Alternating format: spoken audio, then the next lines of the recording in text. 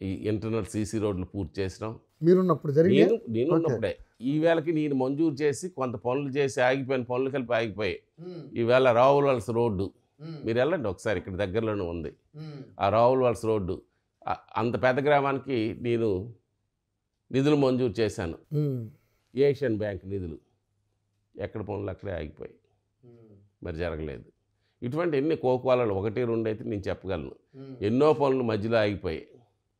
వాళ్ళు చేసింది ఏంటంటే మేము చేసిన అభివృద్ధికి రంగు వేసినారు, పార్టీ రంగు వేసుకున్నారు అంతే తప్పించి ఎక్కడ అభివృద్ధి అంది జరగలేదు. పర్మనెంట్ వర్క్సే జరగలేదు.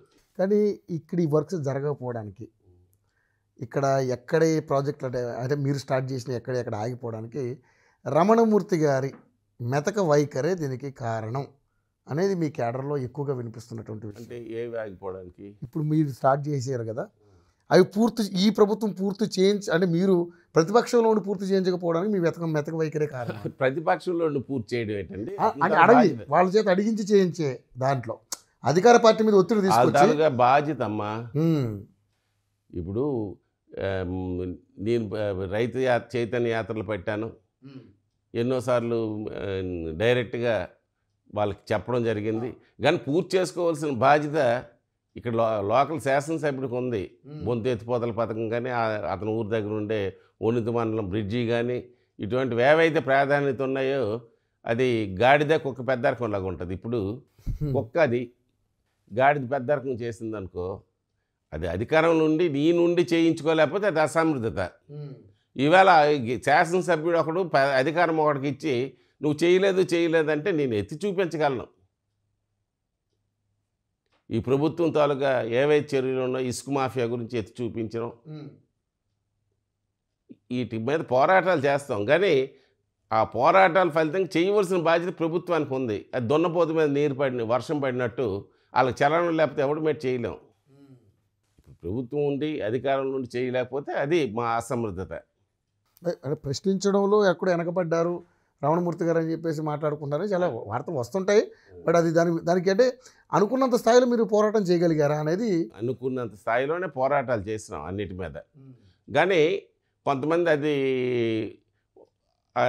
అంటే నేను జనరల్గా స్వతహాగా సౌమ్యుడు. నేను అవును, ఆ సౌమ్యమైనది కాంట్రవర్షియల్ పర్సన్ కాదు మీరు. అంటే చొక్కా చింపుకోవాలి కాకపోతే ఈదులోని కానీ స్వభావం నాది కాదు. సూటిగా ఈ ప్రభుత్వ వైఫల్యాలు గలమెత్త చాటగలను, యాజిటేషన్లు చేయగలను, డామ్ డూమ్ చేయడం నాకు అలవాటు లేదు. సో నర్సన్నపేటలో ఎన్టీఆర్ పార్క్ విషయంలో కూడా మీరు కాస్త గట్టిగా ఫైట్ చేయకపోవడం వల్ల అది దానివల్ల గట్టిగా ఫైట్ చేయలేదు. అది ఆపి అది ఆక్రమణ జరగకుండా కాపాడాం. ప్రభుత్వమే ఇప్పుడు చెప్పాం కదా, ప్రభుత్వమే వెనకుండి కేసులు పెట్టాం, ఆ కేసులు కోర్టులోకి వెళ్ళాం, ఇవన్నీ ఉన్నాయి, ఎక్కడ ఆగిపోలేదు. పేపర్ వర్క్ చేసినాం, అది దౌర్జన్యంగా కొడితే ఆఫ్ చేసినాం, మళ్ళీ వచ్చి అటాక్ చేస్తే మేము అటాక్ చేసినాం. ఓకే, మీకు ఆ వీడియోస్ కలిపి ఉన్నాయి. మేమేం మెతక వైఖరి అవలంబించలేదు. ఆ ప్రభుత్వ విధానంలో దోపిడీకి ప్రభుత్వమే వెనకుండి సహకరిస్తుంది, పోలీసు యంత్రాంగం, రెవెన్యూ యంత్రాంగం. మీరు గట్టిగా మాట్లాడితే మీ మీద కేసులు చాలామంది పెట్టారు.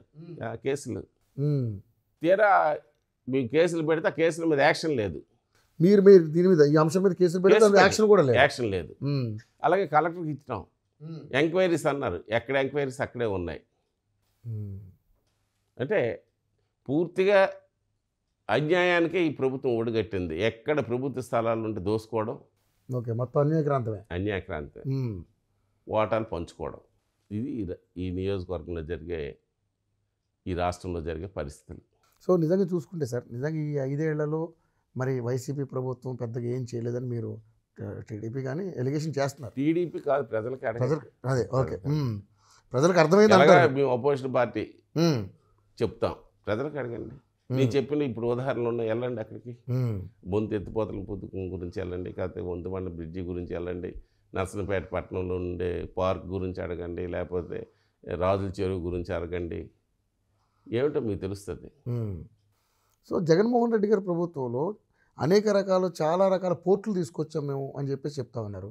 అదేవిధంగా భోగాపురం ఎయిర్పోర్ట్ కూడా తీసుకొస్తున్నాం, శంకుస్థాపన చేసామని చెప్తున్నారు. సో ఇవన్నీ అభివృద్ధి పథకాలు కాదనుకుంటున్నారా మీరు?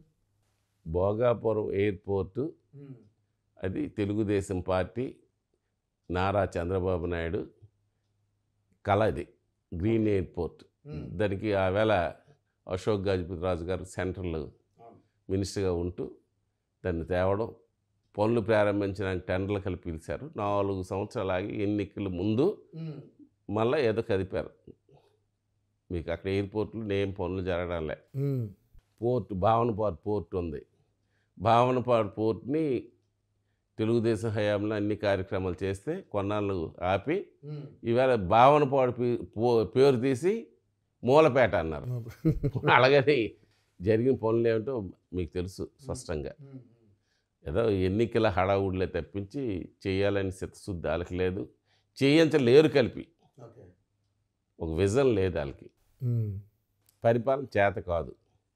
అయితే దోపిడీ చేయడంలో సిద్ధహస్తుడు జగన్మోహన్ రెడ్డి. ఏ విధంగా వ్యవస్థలను అడ్డు పెట్టుకొని ఇసుకని ఎలాగ మాఫియా చేయాలి, మద్యాన్ని ఎలాగా కల్తీ మద్యాన్ని ప్రభుత్వ షాపులు పెట్టి వాళ్ళ అనుయాయులకు సంబంధించినటువంటి మద్యం తయారు చేసే కంపెనీల ద్వారా మద్యం తయారు చేసి ప్రభుత్వ షాపుల ద్వారా అమ్మించి ఎలాగ డబ్బులు సంపాదించుకోవడం బాగా తెలుసు.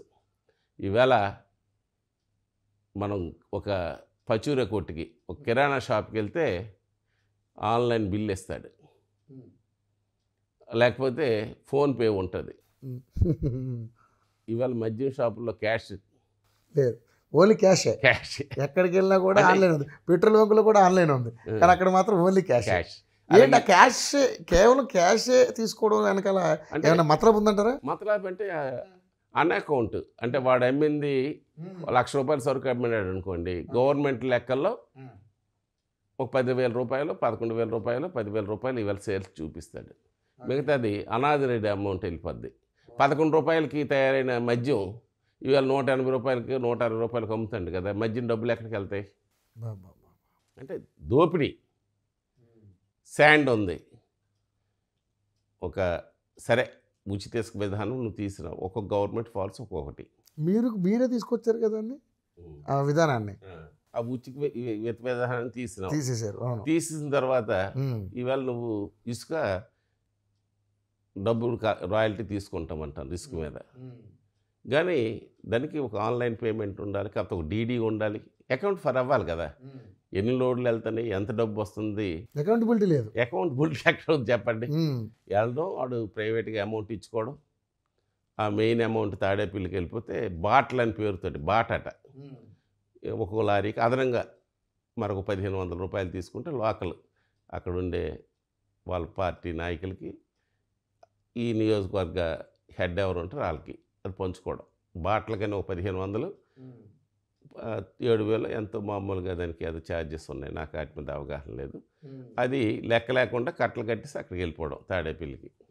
అది ఇక్కడ జరుగుతుండే విధానం. సరే, ఈసారి మీ నియోజకవర్గంలో అంటే బయట వస్తున్నటువంటి వార్తలను బట్టి మేము అడగాల్సి వస్తుంది. ఏదైతే బగ్గు లక్ష్మణరావు గారు మీకు ఏమైనా చుట్టాలా? చుట్టం అంటే దాయాదులు అవుతారు అంతే. ఓకే. వాళ్ళ తనయుడు శ్రీనివాసులు గారు కూడా ఈసారి ఇక్కడ యువరక్తం నింపాలి అనే ఉద్దేశంతో కొంత ప్లాన్లు జరుగుతున్నాయనే సంబంధం కొంచెం వార్తలు అయితే బయటకు వస్తూ ఉన్నాయి. అంటే నేను ఆ వార్త విన్నాను. ఏ రోజు కలిపి ఈ పార్టీ పరంగా కానీ ప్రజలతో కానీ అతనికి సంబంధాలు లేవు యాక్చువల్గా.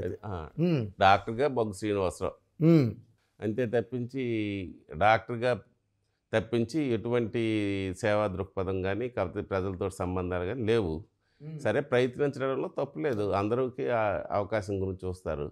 అయితే ఇక్కడ ఏమైనా ఫెయిల్యూర్స్ ఉంటే పార్టీ కలిపి ఆలోచిస్తుంది. ఈవేళ ఇక్కడ మా కేడర్ అంతా ముక్త కంఠంతో రమణమూర్తి అని ఉంది.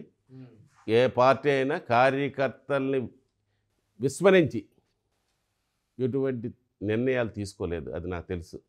అంటే కార్యకర్తల తాలుగా అవిష్టం మేరకే పార్టీలు నిర్ణయాలు తీసుకుంటాయి.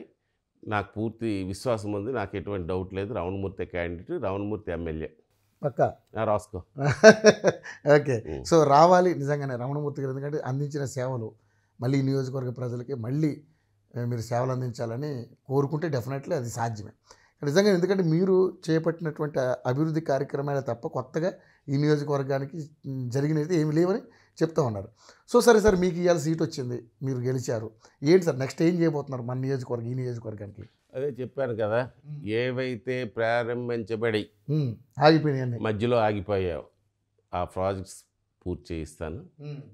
అవి అవసరం కలిపి ఈ నియోజకవర్గానికి అవి పూర్తి చేయించడమే కాకుండా సాగునీరు తాగునీరు ఏవైతే ఇష్యూస్ ఉన్నాయో, కారణం అంటే ఇక్కడ 70% వ్యవసాయ ఆధారిత కుటుంబాలే ఉన్నాయి. అంటే రైతులు కావచ్చు, రైతు కూలీలు అవ్వచ్చు. ఇదంతా వంశధార పరివాహక ప్రాంతం. సాగునీరు అవసరం. సాగునీరు గురించి అధిక ప్రాధాన్యత ఇస్తాను.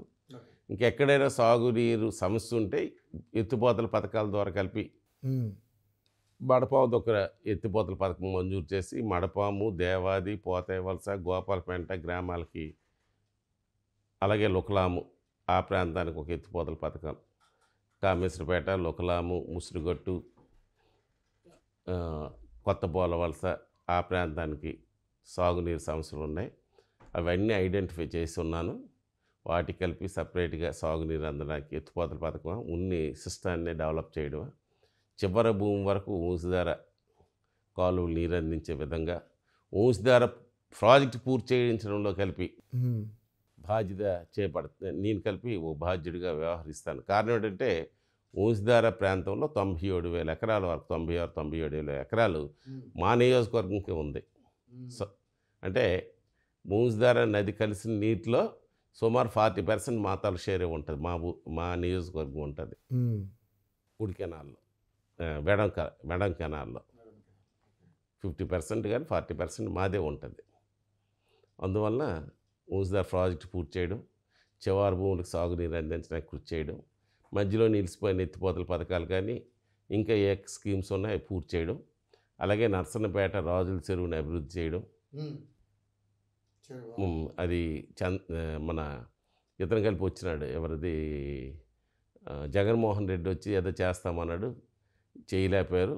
మళ్ళీ తెలుగుదేశం వచ్చి పూర్తి చేస్తుంది. నర్సన్నపేట పట్టణాన్ని కలిపి సమస్యలు లేని పట్టణంగా తీర్చిదిద్దుతాను. కారణం 4 మండలాల మాకు కాన్సెన్స్ అది. 4 మండలాల నుంచి వచ్చి వెళ్ళిన వాళ్ళు ఉంటారు. దాన్ని ఒక మంచి వాతావరణంలో పట్టణాన్ని కలిపి అభివృద్ధి చేస్తానని నా ఆకాంక్ష. అలాగే శ్రీముఖలింగాన్ని కలిపి మాడా వీధులు అభివృద్ధి చేసి శ్రీముఖలింగం పుణ్యక్షేత్రాన్ని అభివృద్ధి చేయాలనే ఆలోచనతో 20 కోట్ల రూపాయలు మంజూరు చేయించారు. ఇందాక నేను అడుగుదాం అనుకున్నాను సార్, మీ హయాంలో దాదాపుగా ఒక 1,000-1,500 కోట్ల వరకు తీసుకొచ్చారు. అంటే ఇప్పుడు మీరు చెప్పిన లెక్కలను చేస్తే అంత అవుతుంది. నిజంగా అంత డెవలప్ చేశారు మీరు. నిజంగా అంటే బాగానే ఈ నియోజకవర్గానికి దాదాపు ఒక 1,500 కోట్లు తేవడం అంటే మామూలు విషయం కాదు. సో ఏంటి అంటే ఇంత చేసినా కూడా మరి ఈసారి జనం మనసు ఏ విధంగా ఉంది?